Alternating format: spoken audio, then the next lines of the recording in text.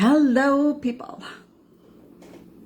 Hello, and welcome to day number 3 of the mindset shifts required for, I gotta get all this right, for weight loss, for energy, stop the sabotage, stop the emotional eating, stress eating, and begin to live a healthier, happier life over 40 and beyond. Over 40, I guess, midlife and beyond. Today we're talking about emotional eating and stress eating. This is a big topic, very big topic. There's not too many people that don't have to worry about that, don't go through something like this. And it's funny because I never thought I did, but years ago, I was reading a book, Women, Food, and God. I think her name is Janine Roth. So the book is called Women, Food, and God. It's a very popular book, at least was a few years ago, talking about emotional eating. And so I was reading it to get a better understanding for some clients. And what I realized was like, oh my God, I do that. I stress and emotionally eat. And it's funny because I never really had to worry too much about what I eat, except when I went through perimenopause and I was gaining the weight and I didn't know why. So I had to change what I eat, right? When I had all those hormonal changes. But then I was getting that under control. But what I was still kind of doing my little binging on is peanut butter and chocolate. And I used to be a person who would live in a very high stress state. I'm very emotional, very passionate. I'm a Scorpio. I was very reactive. And so when something would happen, and it was funny because I had people say to me, you're really good in the really, like if something big happens, that's terrible, that's sad, that's drastic, they said, I can stay very calm and handle it really well. But in the little irritants, I used to get so fired up and so mad. So I'm a type of person, let's say a big disaster, or like I did lose my only child, my daughter, right? And people say, my God, you're so strong. You handled that like unbelievable. So I can be very calm and very good when there's something big, major trauma, big thing going on, right? I was able to stay. I'm the type of person who's very strong. I can stay very, okay, here's what we got to do, right? But when it's these little irritants, these little things, and they would throw me off because it's almost like, this is so trivial, get out of my way. So funny. That's what it is, actually. So when these little trivial things happen in my life and I just wanted to bulldoze through them, that's the way I tended to be like. That's when I noticed I would do my stress and emotional eating. So over silly little things sometimes. Things in my life I cannot control. And when I was reading that book, Women, Food, and God, one thing that she said was, a big part of it is when we feel out of control in our life. Something happens or someone does something or whatever, and we feel like I can't control that situation. That's what would throw me into this, crazy reactive. And because I felt myself that I was out of control, I couldn't have control of this situation, that is when I would do my emotionally and stress eating. I would go and I would grab chocolate and I would get peanut butter, sometimes one or the other, sometimes both at the same time, so good together. But I would take spoons of peanut butter, right? And if I didn't have chocolate in my room, I would be out in my house. I would be out in my car, ripping apart my car, trying to find some chocolate. I would drive to a store. I didn't care if I was in my pajamas. I didn't care if it was 10:30 at night. I'm going to get my chocolate, right? Because I didn't even realize at that time that I was feeling out of control. And the way I coped with feeling out of control was consuming those things. For me, some things for people, it's bread, ice cream. I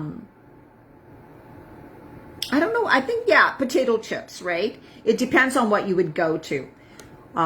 Cookies. Some people are really big into cookies, eating bags of cookies.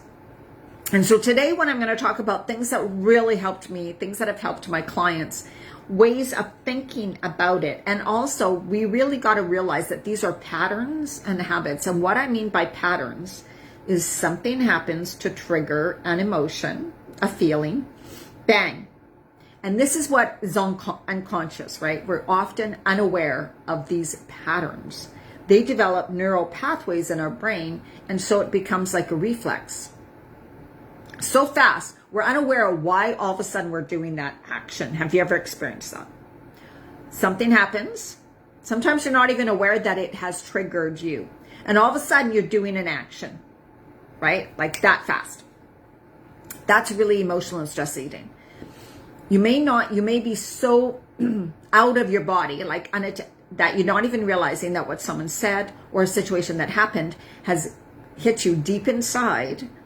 And the way you cope, is to do the stress or emotional eating. That's really what's going on.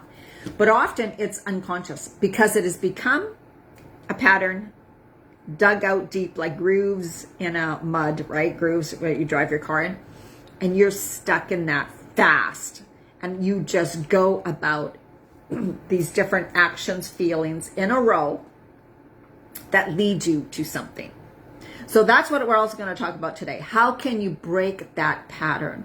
How can you stop it? How can you slow it down? And I did, and my clients do. I can tell you it works.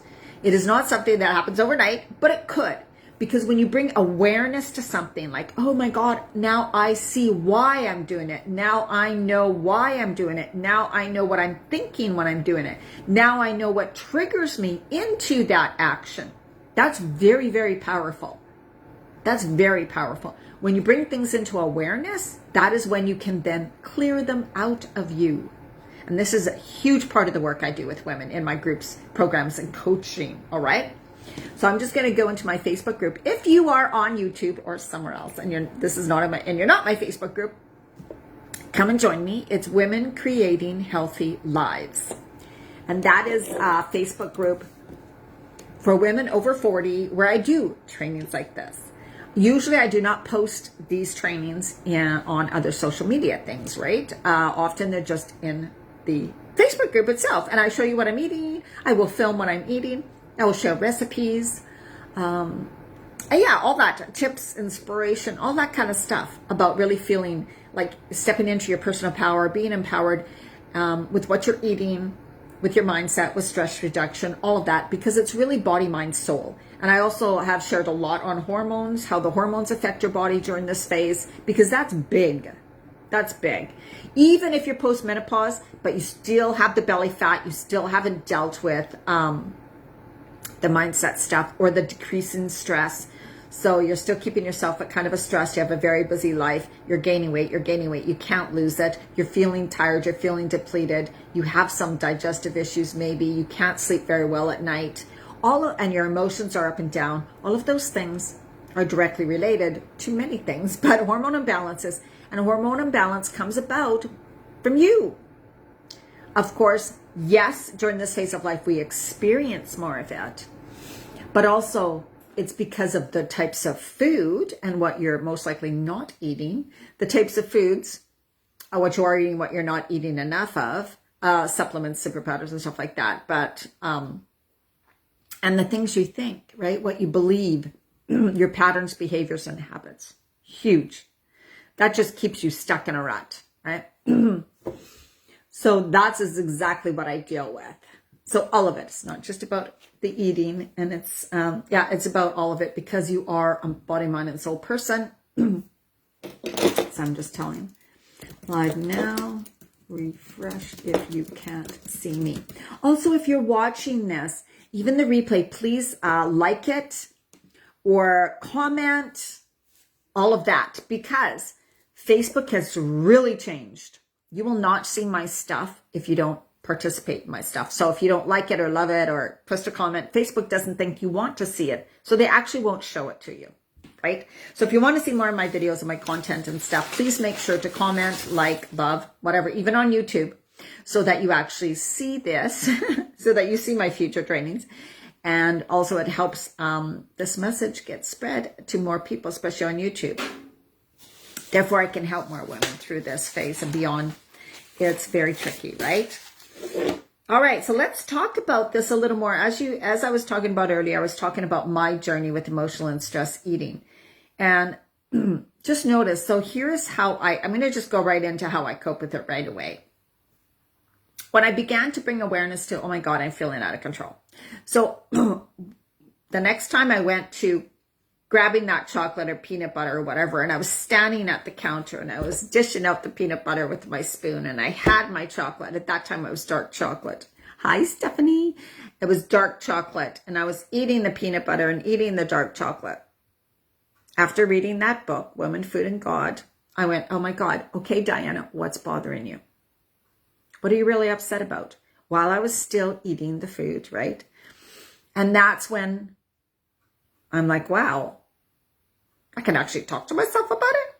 So it was like, I'm feeling out of control. This is happening. I remember one instant, it was, I was with a guy living together and he did something or said something, like maybe canceled what we had planned to do, right? I was looking forward to doing something together. And he canceled it, just like, oh, I didn't feel like it. And I got really upset. But I'm like, I know I can't change his mind. And I was so disappointed and frustrated inside because I was like, I was looking forward to that. I planned it. Now you're saying no. On the day we were supposed to do it. So that's what I realized. This is what starts my emotional eating. I can't control him. I can't control my situation. Something I was looking forward to has been taken away from me. That's the way I saw it. So it's like, so what you got to realize at that moment is you are your little girl at that time. You're acting from your inner child. Because for me at that time, it was something I wanted or was looking forward to. And in this little girl, right? My boyfriend at that time was like, he grabbed it from my hand and he took it away from me. That's the way I was reacting. He grabbed it and he took it away from me. So what happens when a little toddler or baby gets things ripped out of their hand and taken away? They react, cry, throw a fit, tantrum, whatever, right? Well, when we're adults, when that happens, we are still reacting from the inner child, the little girl. And so at that time, something was ripped away from me. That inner child that had the wounding or whatever started to, the only way I know how to handle it as an adult is, some people do have anger. So if you have anger issues, this might help you too, right? Was I got to that peanut butter and the chocolate and I began just shoving it into my mouth. And then I began to understand, wow, I'm feeling like something I really wanted to do got ripped away from me. And I'm so disappointed and I'm so frustrated. And I'm upset because he's not understanding how much I wanted to do it. And I'm upset because he's not seeing how important this was to me. He's just like, oh, well, whatever, we'll do it another day, right? So he's not taking into consideration my feelings. I was hurt, I was disappointed, and I was upset because I didn't see him as respecting my feelings. You know what I'm talking about, right? That's what led me to emotional eating, and other things. But when I realized that, when I was still eating the peanut butter and the chocolate, and I was thinking that in my head, I'm like, wow. When you start talking to your inner child. So at the moment you're emotional eating, you are your inner child. Your inner child has taken over, is up front and center, doing the action of emotional eating. When you start to talk to your inner child and say, oh, Diana, what's really wrong? What are you thinking? Why are you doing this? What's bothering you? You split. Your adult self has asked the question of your inner child. Now, guess what? What's the main character? Your adult self. So you have gone from your inner child reaction to your adult self talking to your little child. Huge, huge. If you were not do that, if you didn't realize that, and you were continued to react from your inner child, you would continue to do the childlike behaviors, which so many of us do. It goes on and on and on, and then we feel bad about ourselves, and then we beat ourselves up about it, and then we don't know why we did that. We're like, how can I do that? You can't rationalize from an adult mind, why did I do that? Because you didn't do it from an adult perspective. You did it acting from your inner child, right? So when you realize, oh my God, she is someone like my inner child was feeling like someone ripped a toy out of her hand. So she was reacting from that place. That makes sense. So I just continued to eat my peanut butter and chocolate, continued to talk to my inner child like, okay, what are you feeling? What do you want to do right now? Then what can you do? They need to be heard, validated, understood, loved, basically. So when you get that connection with that inner child and you let that voice be heard, they feel understood and respected and loved. And that's all you want, right? So that makes a huge difference. And what I noticed was I didn't eat as much. I would slow down the eating. I would put it away faster, right? I would put it away faster. So the emotional stress eating decreased over time, because each time I would go into it, I would say, oh, what's up? What's bothering you? I would come into the adult role, and the adult isn't going to do those types of behaviors. So the adult eventually stops that eating and is able to push it away once the inner child is allowed to speak, to be heard, to be loved. So if you've had kids, we've all been kids, you remember that, oh, it feels so good to be heard, for someone to listen to me, for someone to talk to, for someone to say it's okay, for someone to love me, right? That's what you really need in those moments. So a huge part of it, the self-love, right? And often when we say self-love, I never really understood what that means. But for this type of stuff, emotional stress eating, it really means your inner child. Because as an adult, you can go, I love myself. I've done really well. I love myself. I like myself. I don't see why I don't like myself. But that's not the self that is doing the stress and emotional eating. The self that's doing that is your inner child, who hasn't been heard for a while, or who you haven't done this extra loving, who still feels that hurt inside. There's some sort of hurt, right? So often it doesn't mean you have to go into big, deep therapy and understand and bring all this stuff up. Not necessarily. When you're in the act of the emotional eating, start to bring awareness, start to separate and become that adult, observe the inner child, talk to the inner child, and that'll make a huge difference. Right there is going to make a huge difference. We're going to talk about some other things too that you can do. So when you're in that state of panic eating, frustration, anger, another thing I really want you to do is take some deep breaths, right? So you can, like I showed yesterday, inhale and exhale. So at first you can inhale into your, like through your nose, and exhale forcefully. What that is that you have these emotions you're trying to stuff down, your inner child. You're trying to stuff down your inner child, basically, is like you feel these emotions, but you don't let them come up, and you cope with pushing them down by eating. So you're pushing them down, and you want to breathe and allow energy to move. Because when you're pushing them down and doing the emotional eating, you're constricting the energy. And so it's feeling like it's building up and it's going to explode, but you continue to push it down. So that takes a lot of energy from you. And the more you try to push them down, the more they kind of try to pop up. So then the more you shove in your mouth in a way, right? I got to stop it. And you feel tears starting to form, but you resist. You're like, no way am I going to feel those emotions. And this could be unconscious. So the way you know to avoid those emotions or to deal with it, and the only way you know how to cope for some people is to do the emotional eating. Or they're getting angry or beating up on yourself. So that's going on. So just know that. By breathing is a way to move the energy within your body so you're not just constricting. So you're breathing it in and exhaling it out instead of bringing it in back into your body, okay? Breathing in, and then as you exhale, set the intention that you're releasing that frustration, that stress, that gunk. Exhale it out. Get it out, right? Let the energy move. And then you can slow your breath down, right? Inhaling and exhaling. And I did this while I was still eating. So if you try to push your food away too fast, the emotional eating food, what's going to happen is, again, that's like someone stealing your toys. You're going to be even more forceful to get them back. I don't care what you say. I'm going to do this, and stop trying to take that away from me. So don't do that. I continued eating while I was doing the breathing, while I was listening to my inner child, while I was listening to what I was really feeling, while I was exploring. You may not even know why you're so mad right now.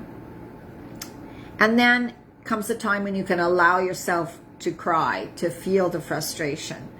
Let it come up. And as it comes up, you're talking about, I'm releasing it. I'm releasing it.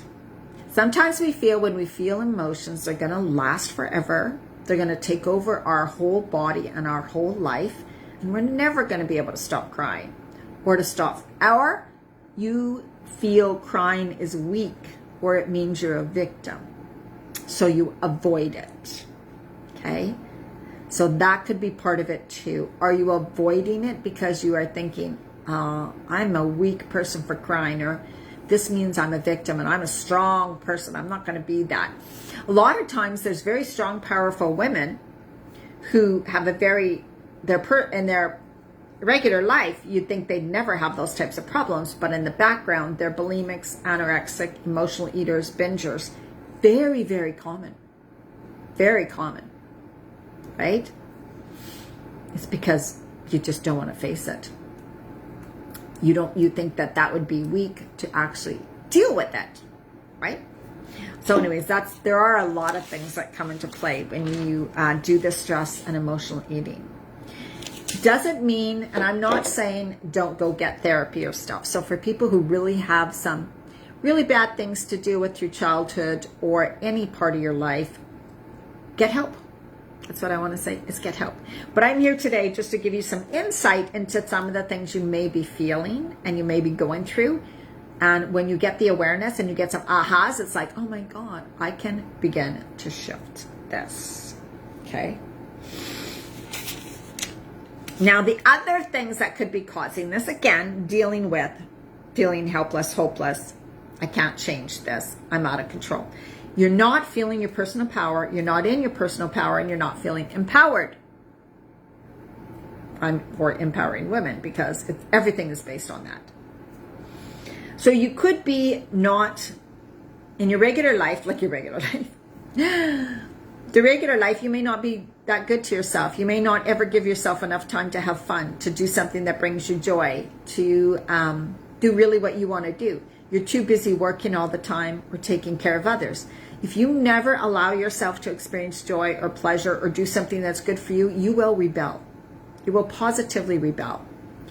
And so if that food, as you see, gives you pleasure, because it can through hormones, right? That's what you're going to use then. It's at home, it's fast, it's right here. You can grab it super fast. It gives you that instant, I'm doing this for me. This is my reward. This is my pleasure for today. If I didn't have this, I would have nothing in my day that gives me pleasure. Big, huge one. For women who are denying themselves time, joy, creativity, happiness, anything, you may be emotionally eating, stress eating because of that. Because that is when you get to experience joy. To you, this is your time. Just like when we used to smoke, right? So just notice, oh my God, I'm using it as my only little pleasure for the day. What else can I do? So I'm going to now commit to doing something a day that I actually really like. Or I'm going to commit to trying something creative or doing something. And that just means you can start 10 minutes a day. You can start a half an hour a day. You can start 5 minutes a day, right? Start. Stop denying yourself. Notice all the ways you deny yourself. And then go, I'm not going to do that anymore. Because that's why I've been doing the emotional and stress eating. Right? That's why. I don't want to continue that.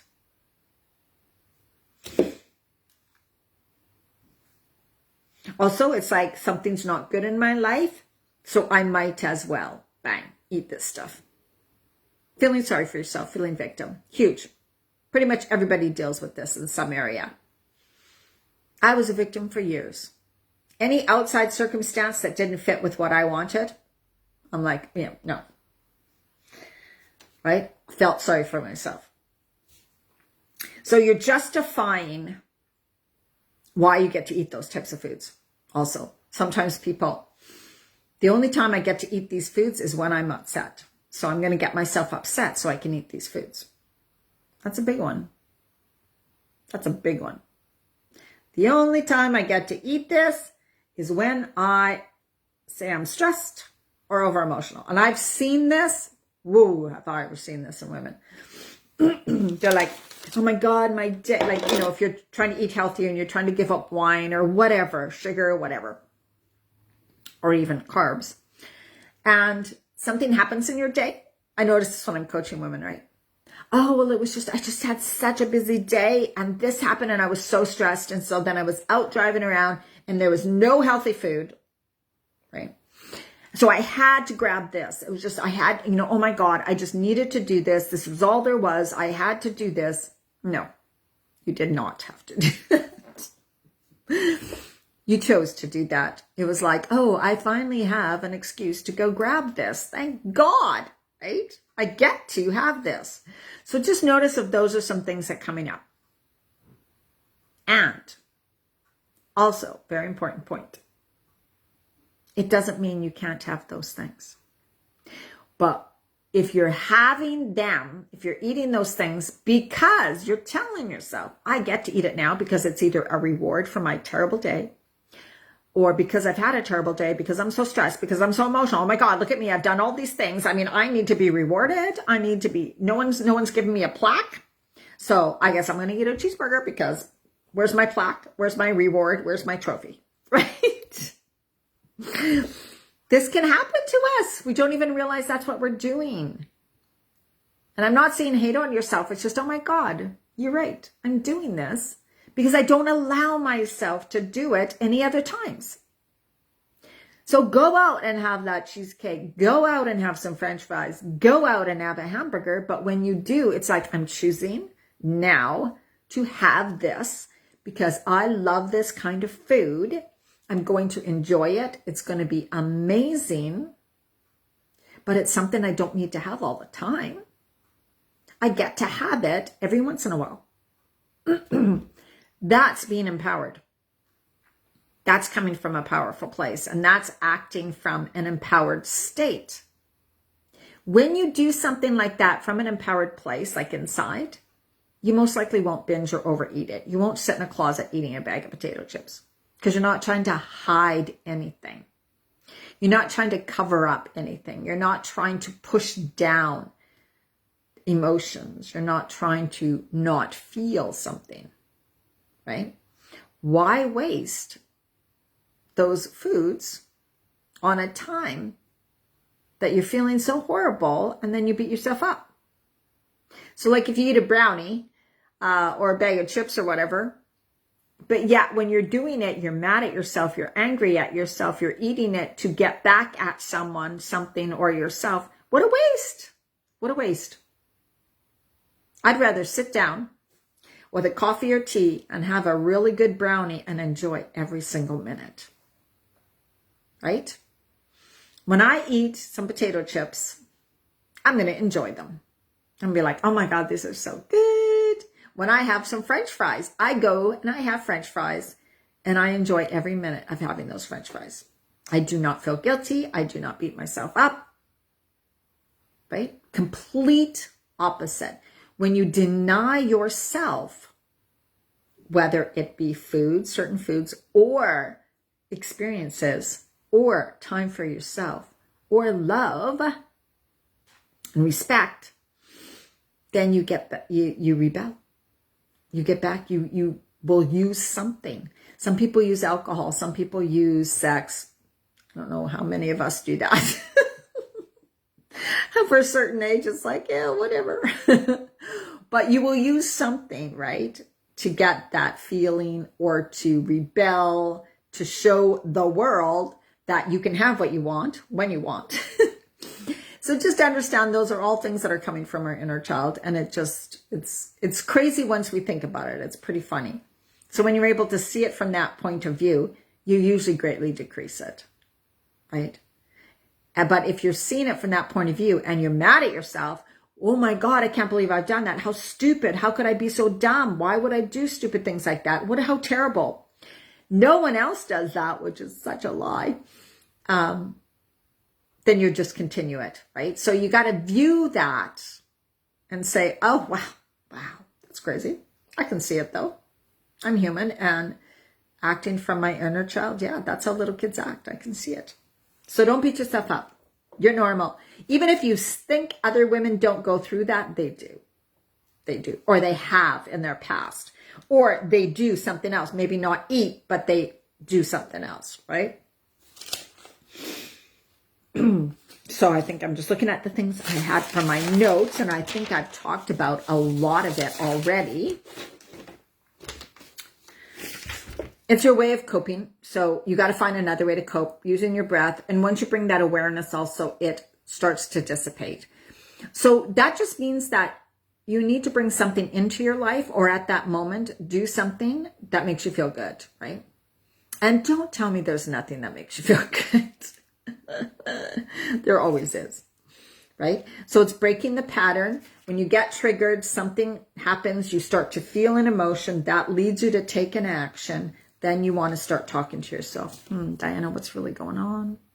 Because you were missing that feeling. You think you went from being triggered to doing the action, but there's a feeling in between.